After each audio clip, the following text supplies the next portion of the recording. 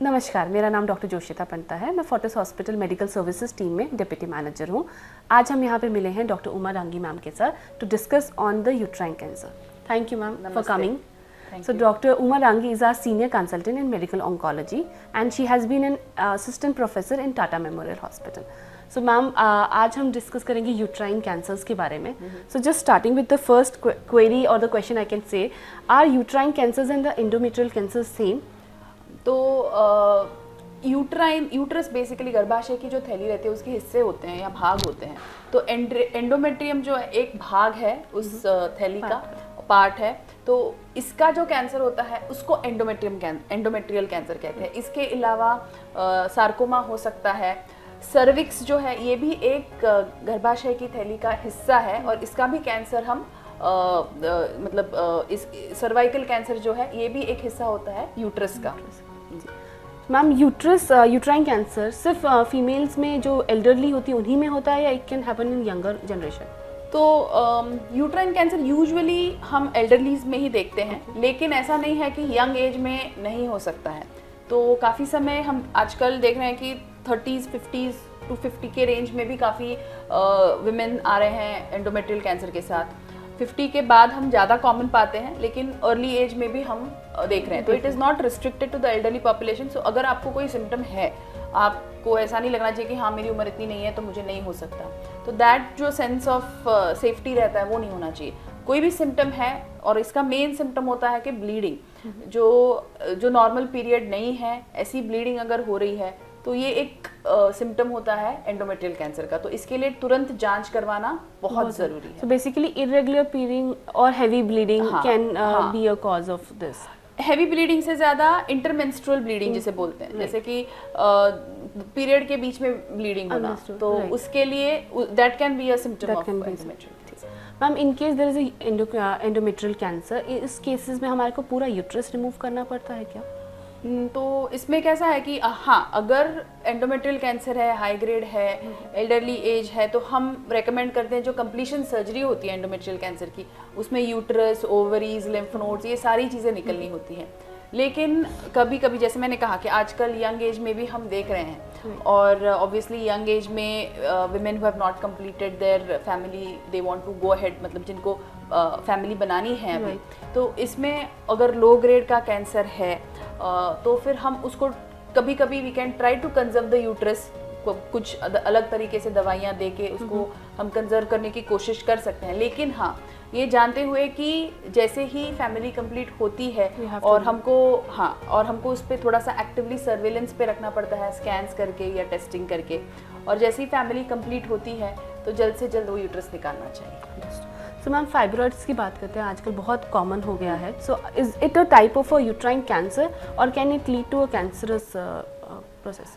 तो ये बहुत ही अच्छा सवाल पूछा, क्योंकि बहुत बार ये टेंशन रहता है कि आजकल तो इतना कैंसर के बारे में लोग पढ़ते हैं, तो कोई भी गांठ दिख गई तो ये कैंसर की गांठ ऐसे लगता है. तो फाइब्रॉइड जो है ये एक बिनाइन ट्यूमर है यूट्रस में. जैसे मैंने कहा कि यूट्रस में हिस्से होते हैं, एक है एंडोमेट्रियम, एक मसल का हिस्सा रहता है जो कॉन्ट्रैक्ट होता है जब बच्चा होता है तभी.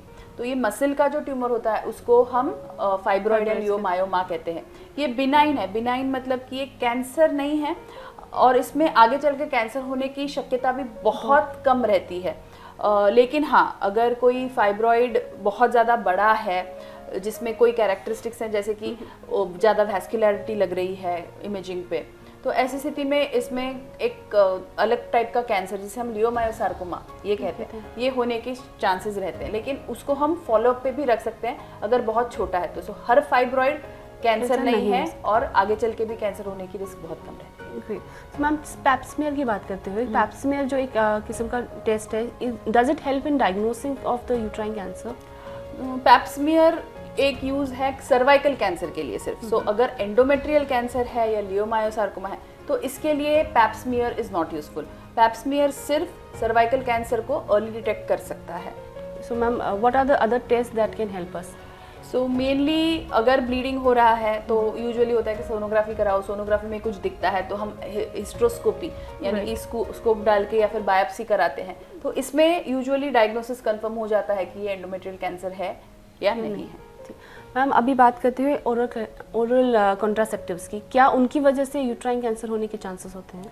हाँ, तो ये बहुत अच्छा सवाल पूछा एक्चुअली कि ओरल कॉन्ट्रासेप्टिव्स में एक ब्रेस्ट कैंसर की रिस्क जो रहती है ये थोड़ी ज़्यादा रहती है, जो ER पॉजिटिव या हार्मोन पॉजिटिव ब्रेस्ट कैंसर कहते हैं। लेकिन एंडोमेट्रियल कैंसर में एक्चुअली इसकी ओरल कॉन्ट्रासेप्टिव से ये रिस्क हम एक्चुअली कम कर सकते हैं, but it is not the treatment और it is not the way to try to prevent endometrial cancer. ऐसा नहीं है कि ओरल कॉन्ट्रासेप्टिव्स लेंगे तो आपका एंडोमेट्रियल कैंसर की रिस्क कम हो जाएगी। हाँ, it does help, but it is not as a treatment offered for patients who are at risk for endometrial cancer. Ma'am, in a nutshell, what is the treatment plan if the diagnosis is done at the very right stage? So the best treatment for endometrial cancer अगर early stage में पकड़ा गया तो it is surgery. Okay. Surgery के बाद when surgical staging बोलते हैं तो इसमें हम पूरा सर्जरी करते हैं, जैसे कि यूट्रस निकालो, ओवरीज निकालो, लिम्फ नोड्स निकालो, साइटोलॉजी भेजो।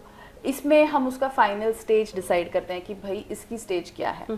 तो अगर अर्ली स्टेज में है, ग्रेड बहुत लो है, एज बहुत कम है, तो हम और इसको एडिशनल ट्रीटमेंट की ज़रूरत नहीं है। लेकिन कुछ अगर अलग फीचर्स हैं, एग्रेसिव फीचर्स हैं, तो इसमें एडिशनल रेडिएशन लग सकता है या एडिशनल कीमोथेरेपी भी लग सकती है। So basically, diagnosis at the right time helps us. Very well, because diagnosing it at an early stage, almost 8 to 9 out of 10 women will get cured of cancer if endometrial cancer is diagnosed at an early stage. So ma'am, coming to end of this talk, what is the advice that you would like to give our viewers? The most important advice मैं देना चाहूँगी कि कुछ भी अगर आपको symptom लगता है, जैसे कि अगर कोई भी एबनॉर्मल ब्लीडिंग हो रहा है तो प्लीज़ चेकअप कराइए, संकोच नहीं करिए, don't have to be shy, please meet the doctor ताकि हम आपको टाइम पे ट्रीटमेंट दे दें। जैसे मैंने कहा कि अर्ली स्टेज में पकड़ आए तो we can completely cure you. At Fortis हमारे पास पूरी टीम है who can take care of you, so do not ignore symptoms, your body is trying to tell you something, please listen. Thank you. Thank you so much, ma'am. Thank you. And to our viewers, in case they have any other questions, please put it in our comments. We'll try to answer all of them. Thank you so much.